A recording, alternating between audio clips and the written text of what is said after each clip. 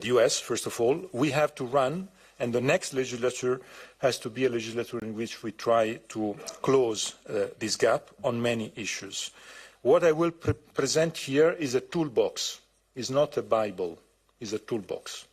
Toolbox means that here you have a set of tools. You have many tools, many possibilities to choose and to use. Some of these tools can be immediately feasible, others they need a lot of time or more time, but it is important to know that it is for you, for the discussion also in the next months, for the European elections campaign discussion, because I think at the end of the day it will be the vote of the citizens that will take the decisions. When I say a toolbox, I say this toolbox is for, first of all, the fact that we are living in a new world in comparison with the single market when it was created. When it was created, we were with the Soviet Union, Germany wasn't reunificated, we were less than half of the member states. The European Union name was European Communities, and China and India together were 5% of the world economy. That was the world when we launched the single market 39 years ago. Today, new world and new needs. This is why we are here. And the new needs are three main topics, where the needs are needs of, first of all, how to finance these needs, the transition, just, green and digital transition, security, that is a new need for the European single market, and the enlargement, that is, once again, a new need. The proposals are realistic and pragmatic proposals. It is not a dreams book. I don't propose any treaty change. I want to be very clear, because I know very well that proposing treaty changes means today not being very concrete or being able to have immediate. Of course, it is not the way for me to say that we don't need treaty changes. I think we could need. But in this report, you will find pragmatic solutions, with a vision, but pragmatic solutions. To, first of all, to enforce better, because we have a big problem of enforcement, to guarantee the level playing field at our single market, to avoid over-regulation. We start with three leftovers, the three leftovers of the Delors period. When Delors started, three main subjects, three main sectors, energy, telecom, and financial markets, were not at the center of the single market. They were marginalized in the discussion. And this is not by chance. These three sectors are the sectors where today we are in lack of competitiveness. Telecom, we know very well, the fragmentation, more than 100 operators. Today, consumers, but also tomorrow consumers, because the technological revolution on telecom today is not a European one. It was a European one in the 80s and in the 90s. It is no more a European one. I was very happy in Stockholm and in Helsinki to visit Ericsson, to visit Nokia, but it is clear that today we need to relaunch on this sector, and scale matters here. It is very clear. We have to have in mind that consumers, they have to be protected, but scale also matters. Energy, the need to have an energy union is part of the report. You have in the report many recommendations, many ideas. I put the attention on interconnections and infrastructures, because I think this is one of the key points. If I may say, it is the same problem with the high-speed train. We have high-speed train within our countries, but they are not connected among the different member states. And it is the same for energy.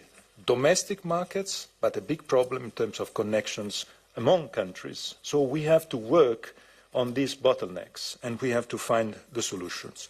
And the financial markets, I propose in my report.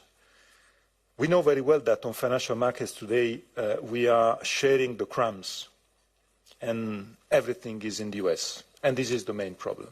This is why in the proposal In my report, I try to launch the idea to stop, first of all, naming Capital Markets Union as Capital Markets Union. It is not a good name, it's a bad name, but I think the idea has to be developed in a savings and investments union. Why? Because the idea is to link the integration of the financial services to needs that are not finance for finance, but are needs for common goods. And common goods like how to finance the transition, the triple transitions are there. And if you are not able to find money through the capitals, to the financial markets, so private money, money will be only public. So we need both, in my view, private money and public money. This is why I propose this name on Savings and Investments Union. That is, in my view, the way to overcome one of the problems we had. And these financial needs, the needs to have the transition, to have circular economy, I propose also this circular single market as one of the main points. We need to organize a balanced set of tools to be able to support, to help financing the transition, defense, enlargement. I think these three are crucial, and on the three we have to put on the table that we need some new tools. Je entre dans mes conclusions. I'm now moving on to my conclusions, Charles. Dans tout ça, nous avons besoin de mettre ensemble vraiment un set d'interventions, mettant ensemble le privé, l'argent privé, l'argent public, le national et l'européen. Si on est capable d'avoir we can create this toolbox. Alors, on est capable, je pense, de donner des réponses qui sont nécessaires. Ce qui est clair, c'est que ce que j'ai entendu dans mon tour d'Europe, beaucoup de monde m'a dit qui va payer pour tout ça. Lots of people asked, who's going to pay for all this? Lots of people said, I don't want to pay for it. There has to be a common solution. Donc, je pense que c'est un point essentiel. And I think that's a very important je vais terminer avec les deux dernières références. Vous trouvez dans le rapport le lancement de cette idée de la fifth freedom, la cinquième liberté. De quoi s'agit-il? Comme vous savez, Jacques Delors lance les quatre libertés. Le marché unique des quatre libertés. Biens, services, capitaux et personnes. C'est très 20e siècle.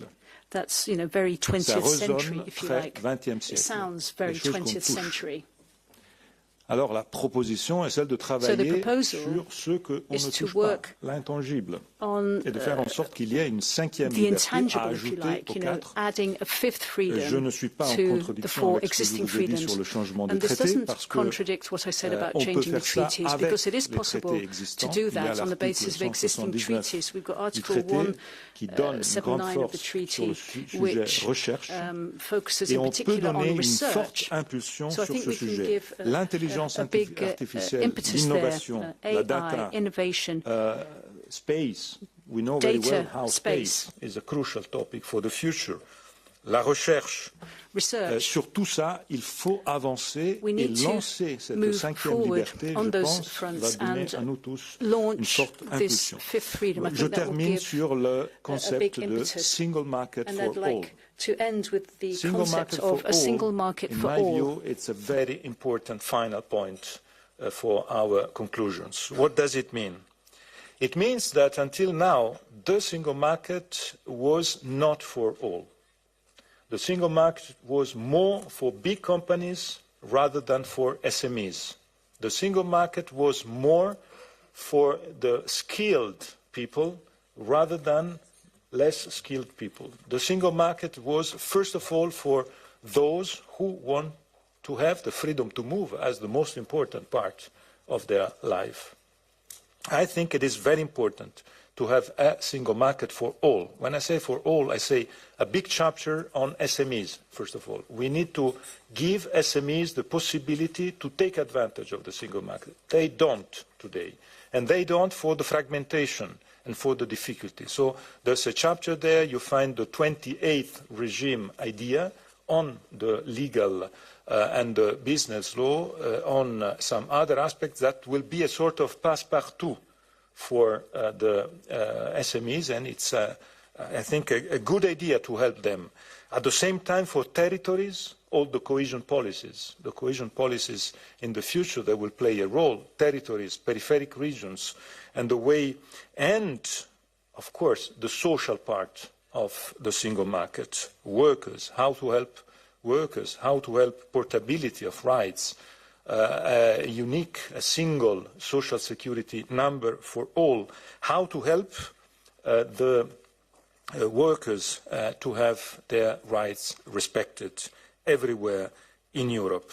And of course, freedom to stay means that I think freedom to stay and freedom to move are part of the same discourse. And the same discourse is the fact that we are experiencing a too high level of brain drain today in Europe. And this brain drain is a one-way ticket normally. And this one-way ticket, I think, is becoming a problem for all of us. I think we have to address it.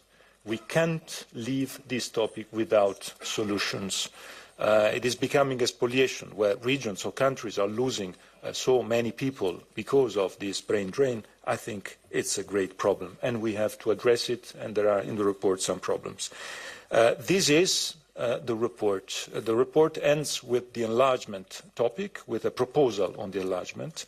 The proposal is to create a solidarity enlargement facility for a very simple reason. Visiting all the member states, I had the feeling that the enlargement is becoming, for part of our people, something that is creating some worries about the possibility to lose benefits on agricultural policy, on cohesion policy. We have to avoid that this process makes the enlargement unpopular. And this is why accompanying the enlargement with a facility that can help the net beneficiaries, the today's net beneficiaries, can be, I think, a very important point. I end up by saying that, of course, my job ends here, and I'm very happy and very glad because of this great opportunity. I would like to thank you all, and to tell you also that I'm of course ready, if you wish, to come in the different capitals to present the report and to open discussions on the different topics. Unfortunately, I will do it by plane again and not by train, but I will be happy to do so. I put it in your hands, and of course I put it in the hands of the Commission. The Commission will be the protagonist in this final part of the legislature, and for the next legislature to the implementation of this report. I would like to end up with an episode. I'm a very good friend of Mario Monti. Mario Monti was the one who wrote the last report on the single market. It was 2010. And in my report, I took some of the topics that are in the Monti's report. But 14 years later, that means that we didn't succeed enough on the single market, because some topics, some barriers, some fragmentations are still there, and they were still there 14 years ago. This is why I think it is very important now to act. It's the moment to do so. The sense of urgency is present in all the chapters of the report, and I'm very pleased to be useful in this exercise. Thank you very much. Merci beaucoup, Enrico. Thank you very much.